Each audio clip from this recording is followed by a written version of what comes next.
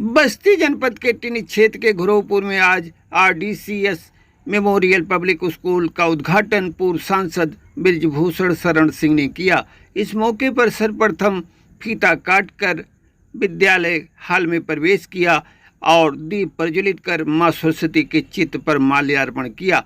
इस अवसर पर श्री सिंह ने कहा कि इस पिछड़े क्षेत्र में विद्यालय खोलकर राम प्रकाश सिंह नन्हे सिंह ने नेक कार्य किया है। उन्होंने कहा कि इस अच्छे कार्य के लिए यहाँ के लोगों को इनका समर्थन करना चाहिए। उन्होंने कहा कि पहले स्वास्थ्य फिर शिक्षा पर ध्यान देना चाहिए, जिसके लिए हर परिवार को एक दुधारू जानवर रखना चाहिए। कार्यक्रम को विधान परिषद सदस्य देवेंद्र प्रताप सिंह, गौ सेवा आयोग के उपाध्यक्ष महेश शुक्ल, विधायक अजय सिंह, पूर्व विधायक अंबिका सिंह, संजय प्रताप जायसवाल, सुभाष शुक्ला ने भी संबोधित किया। कार्यक्रम का संचालन विवेक कुमार मिश्र ने किया, जबकि इस दौरान प्रबंधक राम प्रकाश सिंह नन्हे सिंह, निदेशक राजेश सिंह, प्रधानाचार्य प्रभास शर्मा, संत प्रकाश सिंह, बलराम यादव, परमेश्वर यादव, पूर्व प्रमुख महेश सिंह, विनोद सिंह, दुष्यंत विक्रम सिंह, चंदेश प्रताप सिंह आदि लोग मौजूद रहे। देखिए एसआर सागर की ये रिपोर्ट। आज से इस बात को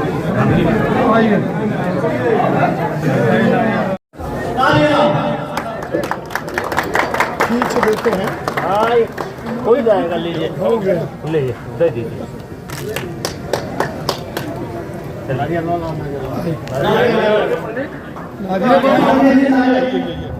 नीचे बस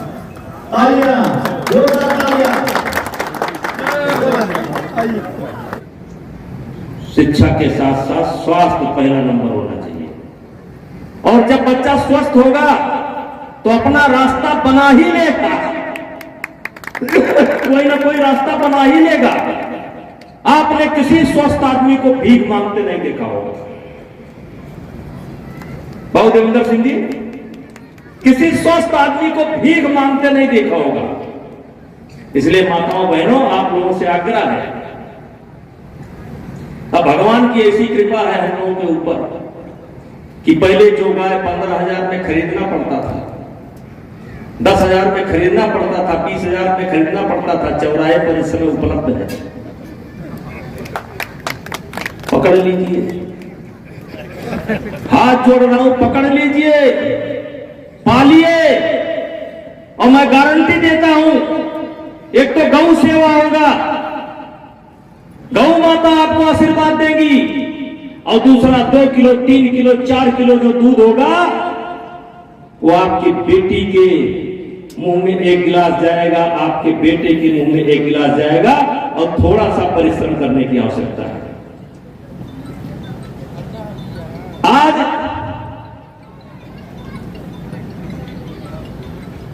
इसमें शर्म करने की जरूरत नहीं है।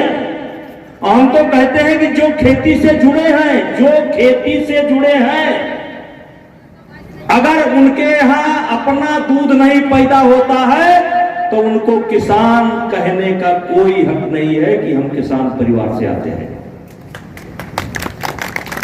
बताइए, किसान मिर्चा बाजार से, किसान धनिया बाजार से, पुदीना बाजार से, तेल बाजार से, और इन बेईमानों ने जानते हो क्या किया? बड़े बड़े लोगों ने, यह आपकी गलती नहीं है। आज के 15 साल पहले इन्होंने प्रचार करना शुरू किया कि अपना घी मत खाओ, यह हार्ट के लिए बहुत नुकसानदेह है। घी तो बहुत नुकसानदेह है हार्ट के लिए। अपना तेल मत खाना, अपना कड़वा तेल अपना तैयार करो, अपने सामने कराओ, अपना मत खाना, हार्ट के लिए बहुत नुकसानदेह है। फिर क्या खाओ? इनका भूसी का तेल खाओ। इन्होंने जो है क्या नाम है, रिफाइन के नाम पर कम से कम 15-20 साल हम लोगों को भूसी का तेल खिलाया, हम लोगों को भूसी का तेल खिला दिया। घर में घी रखा है, माता जी बनाने तैयार नहीं, और बड़े घर से कहते हैं रिफाइन का बनाना, रिफाइन का बनाना है। अरे रिफाइन भूसी का तेल खिला दिया लोग। और आज बाजार की हालत ये देख लीजिए। अभी मैंने शिकायत किया, आते ही शिकायत किया, ये केवल आपके स्कूल का नहीं है, मेरे यहां भी था। हमारे यहां कभी कभी जला देते हैं, हमारे यहां मतलब।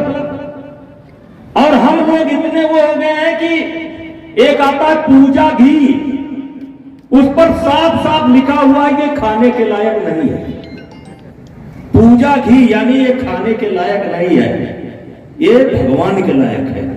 जो चीज खाने लायक नहीं है वो भगवान के लायक है, देवी जी के लायक है। और इसलिए मैं आप लोगों से हाथ जोड़ करके कहता हूं, कहा कम समझना चाहता।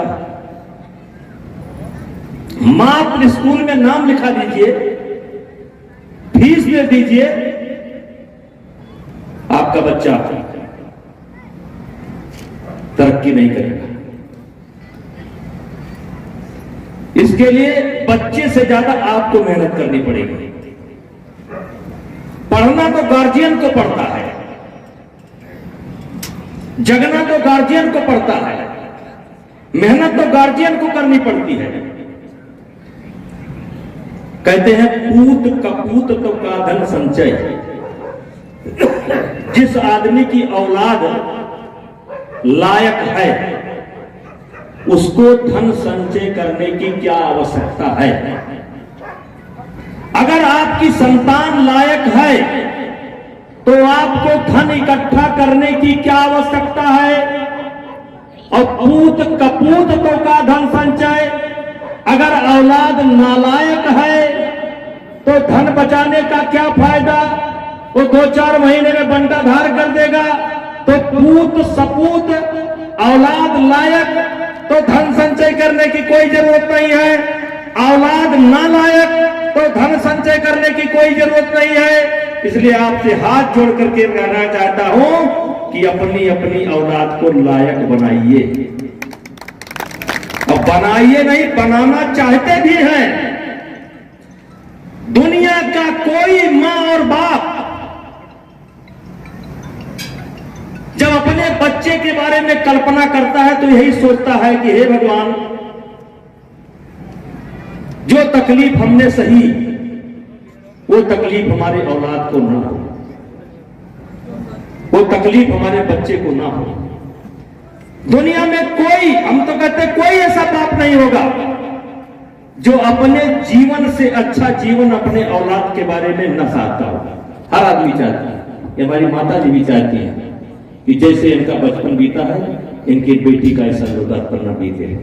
आप भी चाहते हैं, आप भी चाहते हैं, आप भी चाहते हैं, सब चाहते हैं। लेकिन कहीं ना कहीं हम भूल कर गए हैं, हम भूल रहे हैं और दुनिया की चकाचौंध में हम फंसते जा रहे हैं। और एक बात और बता देना चाहता हूं कम शब्दों में, आज भी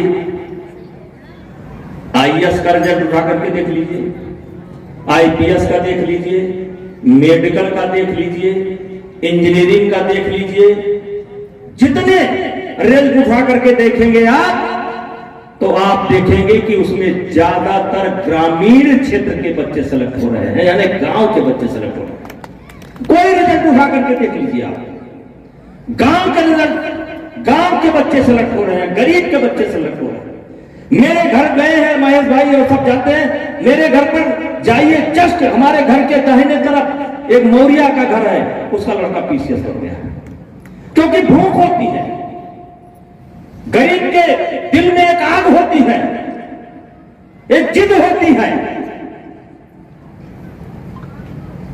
और इसीलिए आप देखिए, हम अपवाद स्वरूप नहीं कह सकते, ऐसा नहीं है कि बड़े लोगों के बच्चे नहीं सफल होते, बड़े लोगों के भी बच्चे सफल होते हैं।